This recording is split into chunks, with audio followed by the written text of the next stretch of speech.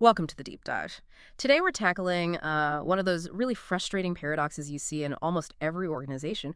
Why do great strategies fail? hmm I mean, you have these talented, committed leaders, they're passionate about their plan, but they can't seem to mobilize the workforce. The whole thing just fizzles out. It does. It's this chronic failure to turn, beautiful slides into actual results. Mhm. And the core insight from the material we're digging into today, this Vision to Results Framework, or VTR, Right. is that the strategy itself is almost never the problem. The failure comes from a speed problem. A speed problem. How so? Leaders just rush. They get this intellectual win from creating the strategy, the formulation, and then they jump straight to implementation. They just skip all the vital steps in between. Okay, I get that. We've all seen the 40 slide deck that's brilliant Yeah. and just dies. It never makes it past the executive level. Yeah. So if rushing is the problem, the solution has to be a framework that, forces leaders to slow down? Precisely. The VTR framework is that step-by-step structure. But its real power isn't just the steps. It's in this fundamental split it forces you to make. Split. Yeah, it balances the two critical demands of leadership, the rational elements and the emotional elements. Okay, that makes sense. The rational being things you can, check off a list. Exactly. Finite things, you can measure them, you can complete them. But the emotional elements, they're constant, they're infinite. The Yeah. people side of leadership is never actually done. That's such a crucial distinction, isn't it? Because you can finish a project. You can finish installing new software, sure, that's rational, but you can never, ever finish motivating your team. That's emotional. And the VTR framework forces you to address both, side by side, through these four phases. This reminds me of that great farming analogy from the book's foreword. The fence post. Yeah, the fence post. The farmer tells the boy plowing, don't look down at the furrow right next to you, because if you do that, you're constantly overcorrecting and you end up with a wavy, messy line. Right. But if you just aim for that fence post on the horizon, a fixed point, your line naturally straightens out. And people in organizations are like that. They're trying to do a good job. They're focused on their immediate tasks. Furrow. They're focused on the furrow. But if the leader hasn't given them the fence post, that shared vision, all that hard work just ends up misaligned. So our mission today is to unpack the VTR framework, its four phases, and the 12 drivers that provide that fence post. Let's do it. Let's start with part one, set direction. This feels like the rational foundation, the first three drivers. It is. And driver number one is vision, the cornerstone, the true north. The sources are really clear on this, right? A vision isn't just some fluffy mission statement you hang on a wall. Not at all. It's a synthesis. It's your destination, your purpose, your values, your promise, all rolled into one.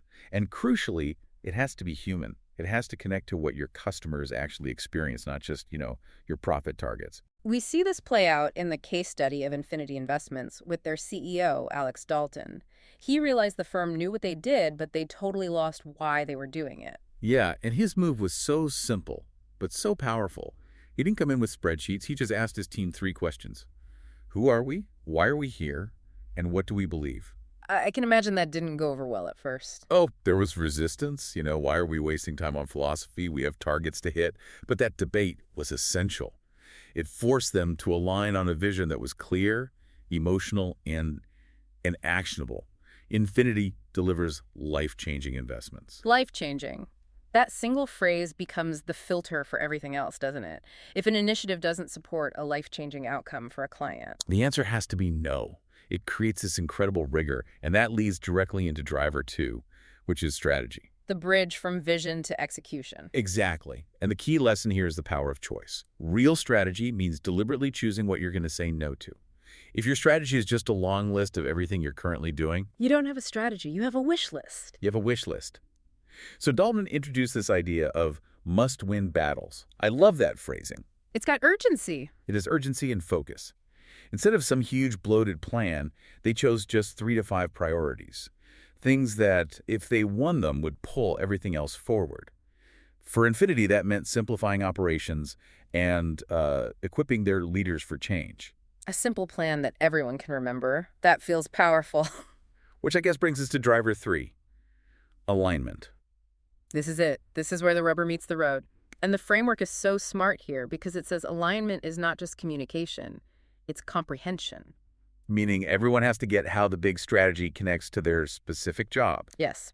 And your mid-level leaders are everything here. They're the translators, the alignment accelerators.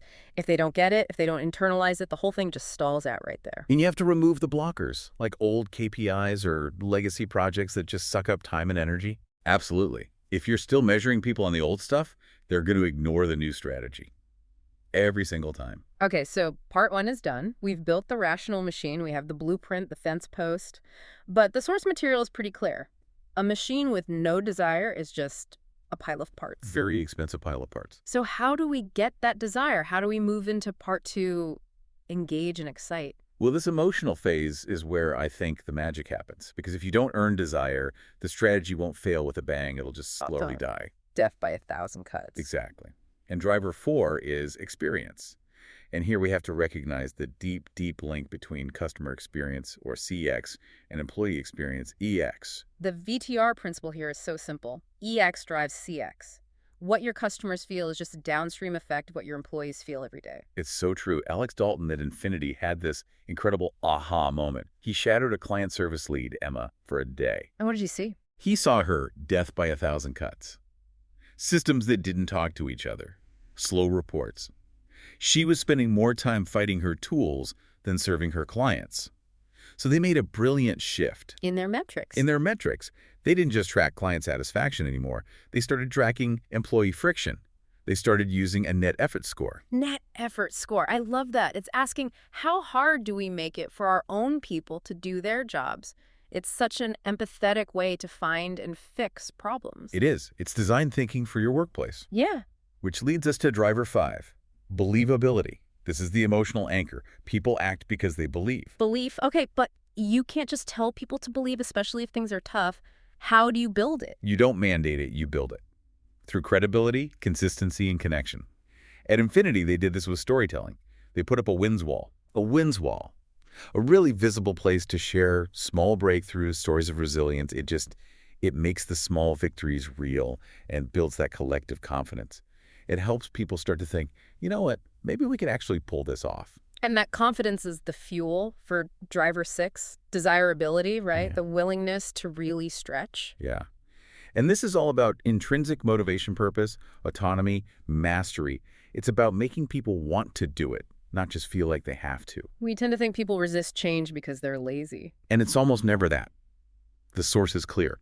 Resistance comes from uncertainty or fear or just not seeing what's in it for them. Motivation is emotional, not rational. So what did Infinity do? They created Y maps. They literally mapped how an individual's daily work connected back to that big vision of life-changing investments. And they started doing energy checks in meetings, asking what was fueling or draining the team. Actively tracking motivation. That's a new one. If you don't measure it, you can't manage it. And now we pivot. From setting the context to actually driving results. This is part 3. Enable and execute. The rational architecture. Scaffolding and fuel. Exactly. And driver 7 is structure. The organizational plumbing. The lesson here is that structure has to follow strategy, not tradition. It has to be fluid. So Infinity moved away from their old silos. They did. They reorganized into integrated value streams, all focused on the customer journey. And they used temporary structures like quick task forces to stay agile. When the strategy changes, the structure has to change with it. Which brings us to driver 8, resources. The framework says strategy without resourcing is hope. But every strategy has a budget, right? What's different here? Because resources are so much more than money. The scarcest resources are always focused time and available talent. Resourcing isn't an accounting exercise. It's a statement. It's a commitment to success. A commitment. So what did that look like at Infinity? They did a resource reality check.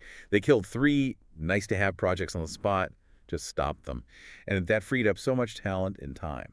They also started resource huddles to track capacity so they could see where execution was stalling. No more starving the things that matter? Exactly. Then you get to driver 9, action plans, the bridge to daily reality. The framework loves the OKR model here, objectives and key results. Right. 1 bold objective per quarter, 3 to 5 measurable results. It creates focus. And urgency. But the mantra is set, stretch, and review, not set and forget.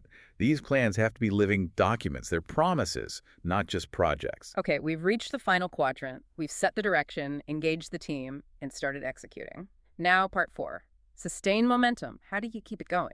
This is all about maintaining that emotional energy long term. And it starts with driver 10, development. Your capability has to grow with your ambition. Development as strategy fuel, not just an HR thing. Precisely. If you're asking people to do new things, you have to give them new skills. Infinity rolled out coaching pods for their middle managers, those alignment accelerators, and made development a mandatory part of every single monthly one-on-one. Next is accountability. Driver 11. The glue. And the framework makes this great distinction between individual accountability, did you do what you said you'd do, and collective accountability. Which is holding each other to a high standard. Yes. It moves it from top-down blame to side-by-side ownership. Infinity did this with execution huddles. Quick stand-ups with 3 prompts. What did I promise? What have I done? What's blocking me? It forces visibility on the roadblock. No place for problems to hide. And that brings us to the final driver, number 12, co-elevation. Co-elevation, that sounds big. It's the multiplier. It's the highest form of teamwork where you are actively committed to lifting your peers higher, to challenging each other to be better. How do you even operationalize that? Infinity did a couple of cool things. They started mutual mentoring. So execs mentored emerging leaders and, get this, the emerging leaders mentored the execs. And they ended meetings with a simple ritual. One ask, one offer. I like that. It forces collaboration. It does. Now, we've gone through all 12 drivers, but the source insists that 2 themes pulse through all of them: clarity and communication and energy and visibility. They're like the lifeblood of the whole system, the conditions that make everything else work. And this reframes the role of a leader. A leader has to be a chief clarifier. They have to constantly translate the big, lofty strategy into everyday meaning, because clarity without communication is silence. And communication without clarity is just noise. Just noise. And they also have to be the chief reminder officer, the CRO. Strategy is a marathon, and the initial excitement always fades. The CRO's job is to keep embedding the strategy week after week, month after month. So when you zoom out, the VTR framework is really a system of checks and balances. It's a reminder for leaders to not skip the messy middle parts. It forces you to focus on the rational logic and the emotional commitment. And for you, the listener, what this really does is demystify strategy execution. It breaks it down into these 12 practical, repeatable drivers. Success isn't about having a brilliant plan. It's about a leader's ability to apply these principles across all 4 of these areas. Which brings us back to the data. That Global Mindset Index survey, it found that 43% of people felt their leaders failed to create a motivational environment. And since we know motivation isn't a box you can just tick. It needs constant fuel. Yeah. So the final thought is this: how might you ensure your strategy is continuously fueled by that desirability and believability? How do you stop it from just fading into the background noise after that first big push? Because at the end of the day, that motivation is what decides if a strategy truly lives or dies.